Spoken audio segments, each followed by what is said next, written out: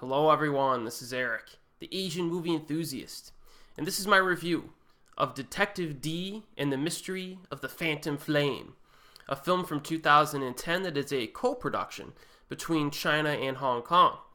Now the new Detective Dee film entitled The Four Heavenly Kings opens this Friday in China.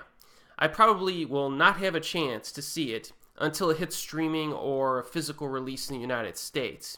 But I thought it would be a good idea to review the first two films in this franchise to get us excited for that third installment that's on the horizon. So let's begin with a review of The Mystery of the Phantom Flame.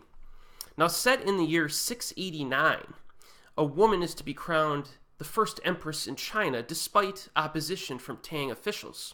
Now she's in the process of having a gigantic Buddha statue built overlooking her palace. But the official inspecting the construction mysteriously erupts into flames for no apparent reason. A penal officer and his superior investigate and interrogate the supervising builder, but the investigation kind of hits a dead end there. So in response to this, the soon-to-be Empress enlists the help of the formerly exiled Detective Dee.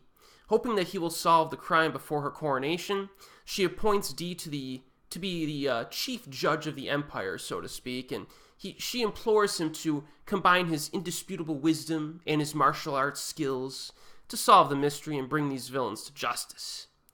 So this has a very good cast of actors in it. Andy Lau plays the titular character, Detective Dee. He's a great leading man, as we all know, and I'm always happy to see this guy.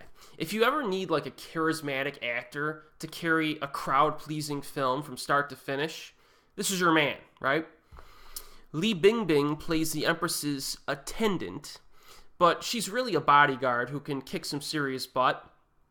So if you like her in this, if you see this movie and you like her in it, be sure to check out some of her earlier films like 17 Years from 1999 and The Message from 2009, which I think are two of her better titles in her filmography. Carina Lau plays the Empress. She's been in a ton of movies, so I'm not even going to mention what she's been in. You'll probably recognize her. Deng Chao plays the penal officer. If you like him in this, be sure to check out Assembly from 2007 and The Equation of Love and Death from 2008, the latter of which is probably the most impressive film in his entire filmography, although Zhou Xun really carries that film, but he's good in it. And finally, Tony Lung Ka-fai plays the supervising builder of the Buddha statue. Now again, this is a veteran actor who has a huge resume, but most Western viewers will recognize him as being the bad guy from Eye in the Sky. So don't confuse him with the other Tony Lung, who was in Hard Boiled and Infernal Affairs, right? So this is a solid cast here. The director is Choi Hark, who also directed the other two films in this Detective Dee franchise. So it's nice to see some consistency in that regard, because hopefully we're going to get a clear vision for the character throughout all three films.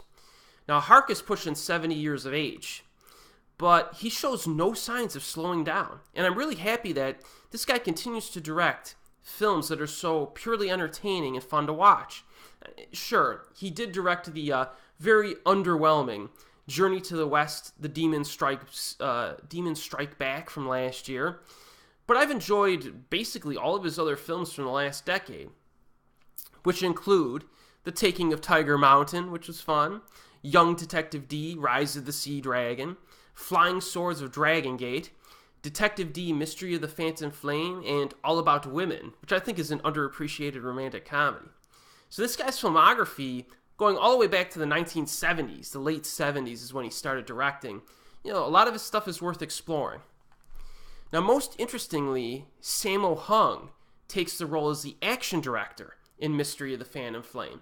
So you have a nice combination of styles that work well together, and needless to say, there are some memorable action sequences to enjoy in this. My favorite set piece takes place in this network of caverns called the Phantom Bazaar, and that scene has multiple phases and levels that are pretty entertaining, and the ultimate identity of the assassins is really cool. Probably my favorite scene of the film. However, one thing that the viewer should understand before watching Detective Dee and the Mystery of the Phantom Flame is that the action design does not limit itself to proper physics. So it is consistently unrealistic throughout. You know, there are a few scenes involving deer that I thought were very amusing. Almost all of the characters can jump really high and perform maneuvers that no human could really perform in real life. I'm fine with that if the action is staged well and shot well, and this film meets those standards, in my opinion. But I also enjoyed this as a mystery as well, because it's really kind of a mystery film. You know, who's behind these murders? Or is anyone behind these murders? Is it a natural phenomenon, you know? And because the script writing was good enough to keep me off balance, I think it worked. You know, you do have to pay some attention to follow along, or else you might get lost in a fairly intricate plotting here in this. You have to pay attention. I was not able to guess the identity of the mastermind or the cause of the deaths. One reason for this is that there are multiple factions of characters who have their own agendas, so you know anybody really could be behind this. But the solution to the mystery does make sense and is rather interesting. And as an added bonus, this film has some nice visuals and set designs. Solid entertainment, and I recommend that you check this one out. So Detective Dee and the Mystery of the Phantom Flame is available on DVD and Blu-ray in the United States.